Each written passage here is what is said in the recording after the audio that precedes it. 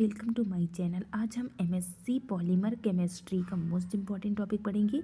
Epoxy resin क्या होता है इसके बारे में हम अच्छे से पढ़ेंगे। ठीक है, यह पॉलीमर केमिस्ट्री का मोस्ट इम्पॉर्टेंट टॉपिक है, एग्जाम में आता रहता है।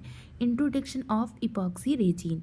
ठीक है, इपॉक्सी रेजिन थर्मोसेटिंग का एक ग्रुप है। जो इपॉक्सी रेजिन होता है वो थर्मोसेटिंग का एक ग्रुप होता है। इपॉक्सी रेजिन जिसे पॉली इपॉक्साइड के रूप में भी जाना जाता है। इपॉक्सी रेजिन को पॉली इपॉक्साइड के रूप में भी जाना जाता है। प्रतिक्रियाशील प्री पॉलीमर और पॉलीमर का एक वर्ग है जिसमें इपॉक्साइड ग्रुप होते हैं। पॉली इपॉक्साइड की स्वयं के साथ या बहुक्रियाशील हार्डनर्स के साथ प्रतिक्रिया से उच्च तापीय और रासायनिक प्रतिरोध वाला थर्मोसेटिंग पॉलीमर बनता है। इपॉक्सी के अनुप्रयोगों की एक विस्तृत श्रृंखला है। प्रिपरेशन ऑफ इपॉक्सी रेजिन, इसे दो भागों में तैयार किया जाता है। जो इपॉक्सी रेजिन होता है उसे दो भागों में तैयार किया जाता है। पहले भाग इस कम अणुभार वाले बहुलक के रूप में तैयार किया जाता है जिसे इपॉक्सी रेजिन प्रत्येक सिरे पर इपॉक्सी ग्रुप होता है के रूप में जाना जाता है। ठीक है, दूसरे भाग में इपॉक्सी रेजिन को उपयुक्त क्योरिंग या हार्डनर के साथ प्रतिक्रिया करके थर्मोसेटिंग इपॉक्सी पॉलीमर में परिवर्तित किया जाता है। इपॉक्सी रेजिन को ज़्यादातर एपीक्लोरोहाइड्रिन के साथ रिएक्शन करके तैयार किया जाता है। बिस्फिनॉल ए है। एपीक्लोरोहाइड्रिन और बिस्फेनॉल ए से अधिक मात्रा में लिया जाता है। मतलब जो एपीक्लोरोहाइड्रिन रहता है और एपीक्लोरोहाइड्रिन और बिस्फेनॉल ए से अधिक मात्रा में लिया जाता है। एपीक्लोरोहाइड्रिन एंड बिस्फेनॉल ए के बीच की रिएक्शन एक संघनन रिएक्शन होती है। इस अभिक्रिया में उत्प्रेरक के रूप में एक क्षार की उपस्थिति पाई गई है जैसे नीचे दर्शाया गया है। इस अभिक्रिया में उत्प्रेरक के रूप में एक क्षार की उपस्थिति पाई गई है जिसे नीचे दर्शाया गया है। ठीक है, जैसे बिस्फिनॉल ए और एपीक्लोरोहाइड्रिन की जब रिएक्शन होती है तो हमें ये प्रोडक्ट प्राप्त होता है। आप लोग इस रिएक्शन को अच्छे से कर लीजिएगा। ठीक है, उपरोक्त अभिक्रिया में बिस्फिनॉल ए को अन्य हाइड्रॉक्सी यौगिकों जैसे ग्लाइकोजन ग्लिसरॉल और रिसोर्सिनॉल द्वारा प्रतिस्थापित किया जाता है। उपरोक्त अभिक्रिया में बिस्फिनॉल ए को अन्य हाइड्रॉक्सी यौगिकों जैसे ग्लाइकोजन ग्लिसरॉल एंड रिसोर्सिनॉल द्वारा प्रतिस्थापित किया जाता है। ठीक है, उपरोक्त प्रतिक्रिया का उपयोग करके प्राप्त इपॉक्सी रेजिन है। इपॉक्सी रेजिन के आणविक भार के आधार पर या तो अत्यधिक चिपचिपा तरल या ठोस होता है। इपॉक्सी रेजिन को क्योरिंग एजेंट के साथ प्रतिक्रिया करके ठीक किया जाता है। क्रॉस लिंक्ड कठोर और न ही कठोर कई उपचारक एजेंट उपलब्ध हैं।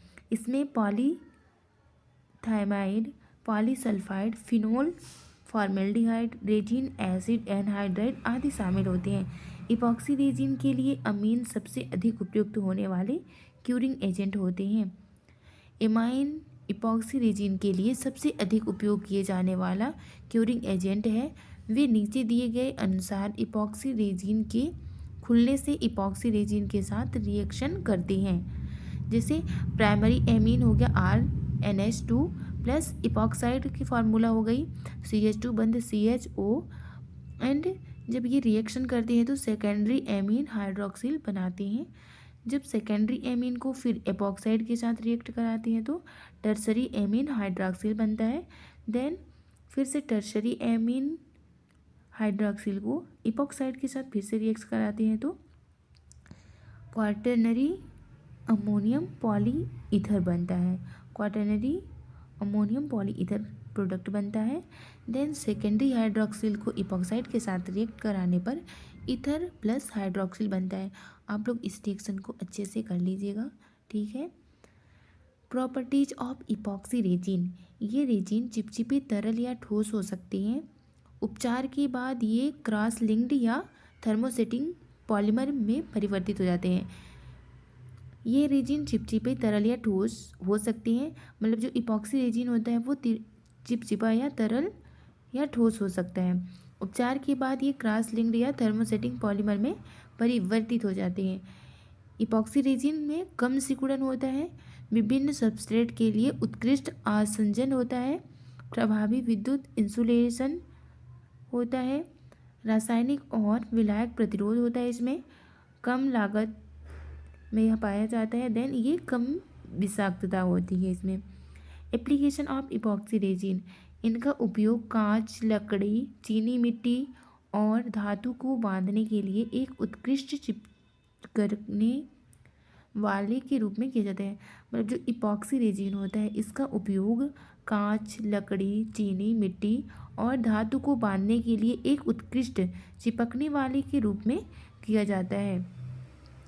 इनका उपयोग विद्युत इंसुलेशन के लिए, इनकैप्सुलेशन और पॉटिंग सामग्रियों में किया जाता है। इपॉक्सी रेजिन का उपयोग मुख्यतः पेंट और कोटिंग